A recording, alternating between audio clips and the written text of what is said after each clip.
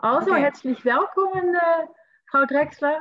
Ja, hallo. Mein Name ist Gisa Drechsler, 46 aus Köln und ich bin Naturfärberin für Garne und Fasern und mache das jetzt seit 2015 mit wachsender Begeisterung und es ist immer wieder spannend halt, weil ich halt die Farbstoffe für die Garne halt aus der Natur gewinne und was da halt auch überhaupt möglich ist. Also es wird nicht langweilig, fühlt sich auch nicht wie Arbeit an, sondern das macht halt einfach richtig, richtig Spaß, kreativ zu sein und ja, das erstmal zu mir. So, der Name Butche Bay, so wird er ausgesprochen. Das war der erste Name unserer Tochter oder das erste Wort, weil sie hat immer, bevor sie halt Mama oder Papa gesagt hat, hat sie das immer ganz klar und deutlich dieses Wort gesagt. Und das ist so hängen geblieben. Und als ich irgendwie mal einen Firmennamen gesucht habe, dachte ich, okay, ich nehme dieses erste Wort meiner Tochter und mal gucken, vielleicht fällt mir mal was Besseres ein, aber es gibt eigentlich nichts Besseres. Also Butche Bay passt einfach zu meinem Geschäft. Okay. Und ist das Idee gleich angefangen, um Garne zu färben, oder haben Sie am Anfang erst noch etwas anderes gemacht? Andere Garne verkauft oder?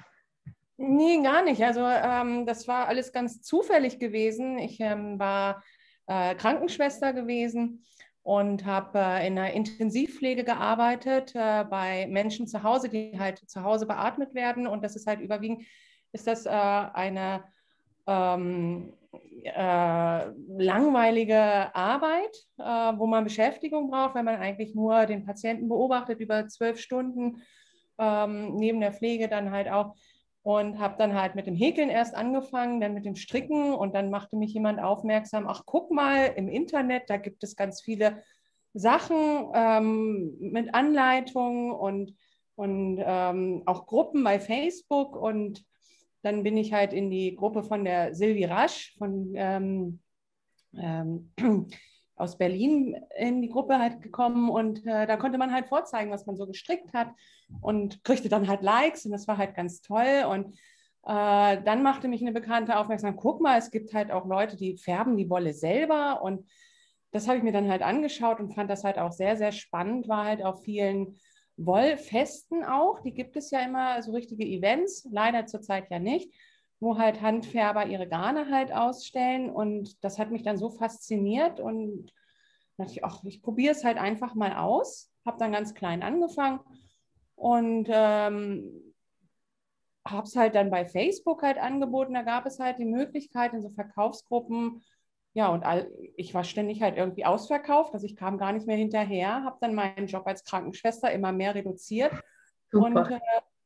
ja, es war eigentlich gar nicht geplant gewesen, aber ist dann halt in die Richtung gegangen und habe mein Hobby halt zum Beruf gemacht. Das tönt super. Ja. Haben Sie dann immer schon mit Naturfarben gefärbt oder haben Sie vorher mit den künstlichen Farben angefangen oder war es sofort eigentlich mit den Pflanzenfarben? Also mein erster Versuch war mit Ostereierfarben. Das ist aber so schrecklich missglückt. Und ich hatte halt auch eine Gruppe gefunden, halt mit einer Pflanzenfärberin, und fand das halt total spannend und dachte mir, ach ja, das probiere ich halt einfach mal aus. Und also mit Säure habe ich noch nie gefärbt und bin eigentlich direkt mit den Pflanzenfarben ja, groß geworden. Und was das auch ein Grund, dass Sie darum mit Langjans arbeiten angefangen sind? Jetzt bin ich ja letztes Jahr aufmerksam geworden und habe dann halt geguckt, und mir, Mensch, das Programm ist halt auch sehr, sehr spannend. Habe Langjans dann wieder ein bisschen aus den Augen verloren, und dann hatte ich bei Noble Nomads die Garne mir geholt, hier Kaschmir, Babykamel, fand die Story halt auch von Noble Nomads so interessant und sehe halt, oh, ich bin da gar nicht die Einzige, die diese Garne halt kauft und anbietet. Da ist ja noch jemand im Boot, und das ist ja Langjans. Und habe dann Kontakt schnell gehabt mit dem Frank Rüttner.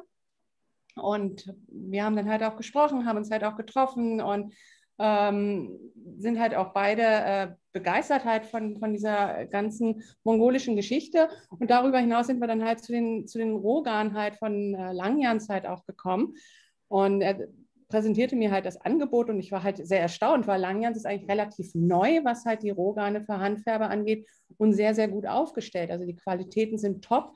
Und was ich halt total toll finde, dass Langjans auch sehr bemüht ist, zu gucken, wie werden die Schafe gehalten, findet Mulesing statt oder nicht. Und dass die wirklich halt bis zum Schaf eigentlich das alles nachvollziehen können, dass alles korrekt halt vonstatten geht und unglaublich tolle Qualitäten. Also ich habe hier gerade Kamel mit Merino, einer 250er Lauflänge und das ist so wunderbar weich. Färbe ich unglaublich gerne. Die Farben werden ganz, ganz toll von den Garnen halt auch angenommen und meine Kunden sind auch sehr begeistert von dem Programm von Langjans. Also klasse, freue ich mich. Okay, super. Und haben Sie auch eine Lieblingsqualität von dieser Raw Collection oder Sie können es nicht einig werden über eine? Ich kann da wirklich gar nicht so das genau definieren. Ich finde die alle total toll. Also das angefangen von den Sockengarnen und bis hin halt zu den Edelgarnen, wie halt auch mit Kaschmir, Merino und Kamel. Ich bin totaler Kamel-Fan. Da war ich halt auch total begeistert, dass halt auch wirklich diese Mischungen halt da in dem Programm drin sind. Die Sockenwolle mit extra fein Merino, unglaublich weich und lässt sich alles richtig toll verstricken. Auch das Single-Garn, das ist, glaube ich, die Raw 5. Auch ein ganz, ganz tolles Garn, woraus ich ein Tuch halt gemacht habe. Und ja. Kommen Sie überhaupt noch zum Stricken mit Ihren eigenen Garnen oder sind das dann nur noch die anderen, die stricken und Sie sind am Färben? Vielleicht. Ja, das ist schwierig. Also mir fehlt die Zeit wirklich sehr. Tagsüber bin ich halt im Geschäft und färbe und das Ganze drumherum von dem Geschäft ist natürlich auch, abends nehme ich mir die trockenen Garne mit nach Hause und drehe die zu Strängen, etikettiere die. Bis ich damit fertig bin, ist es dann halt schon ziemlich spät. Da gehe ich dann auch eher ans Spinnrad, als dass ich noch wirklich stricke. Habe es aber doch zwischendurch immer noch geschafft, eigene Designs halt auch zu machen. Da komme ich aber jetzt auch nicht mehr so wirklich weiter, habe aber mit Rita Maaßen, die entwirft mir Designs halt wie ein Pullover, den ich zurzeit anhabe. Schön. Rita Maaßen halt gemacht von Fashionworks Knits und das gebe ich halt schon lieber in Auftrag, weil ich selber komme ich eigentlich gar nicht mehr dazu. Also das ist ein bisschen schade. Also sonst halt immer im Urlaub, aber Urlaub ist ja halt auch im Moment so eine Sache. Das bleibt leider auf der Strecke. Mhm. Und sind auch, wenn es Corona gibt, vielleicht noch im Herbst doch noch so Yarn-Festivals geplant, wo Sie teilnehmen oder ist da überhaupt noch nie etwas über bekannt? Ja, die Lage ist halt sehr, sehr unsicher. Ich nehme an, dass dieses Jahr gar nicht mehr wirklich irgendwas stattfinden wird, was sehr, sehr schade ist.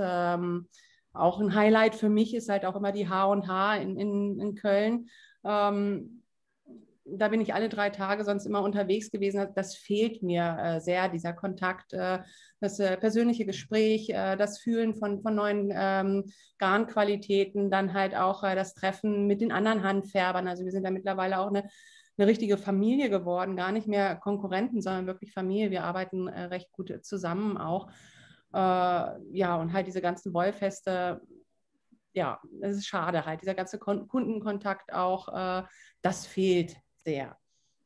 Ja, das kann ich mich vorstellen, dass das fehlt. Sie haben gesagt, dass Sie einen Entwurf oder eine Strickanleitung gemacht haben von einem Dreieckstuch. Ja. Wie weit sind Sie damit? Oder vielleicht können Sie schon etwas zeichnen? Oder? Ich kann ja eben mal was zeigen. Ich bin sofort wieder da. Ja, gut. So. Also ich habe ein Dreieckstuch gemacht.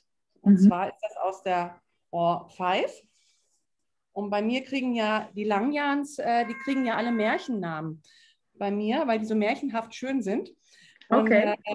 die Raw Five heißt bei mir halt Five Wisdoms. Das ist aus einem Gebrüder Grimm Märchen, das Wurli, der 5 Weisheiten halt hat. Darum Five Wisdoms. Und das ist halt ein Dreieckstuch mit Hebemaschenmuster. Und das ist halt jetzt ein Design halt von mir. Das sieht super aus. Dankeschön. Es ist auch total weich. Ja, das glaube ich schon. Ja. Also es ist halt auch eine Mischung aus Tagetes, aus der Studentenblume, das ist das gelb-orange. Ja. Und dieses Violette, das ist Lack-Dye, das ist ein Läusefarbstoff. Okay. Dann mehr natürlich, dann kann es nicht sein als das. Und wo können unsere Leute, unsere Endkonsumenten sie auch finden? Online. Also man mich erstmal bei Facebook, da habe ich eine große Gruppe, Butje Bay, natürlich handgefärbt heißt die. Dann natürlich Instagram, auch unter Butje Bay. Und dann natürlich habe ich einen Online-Shop, butjebay.de.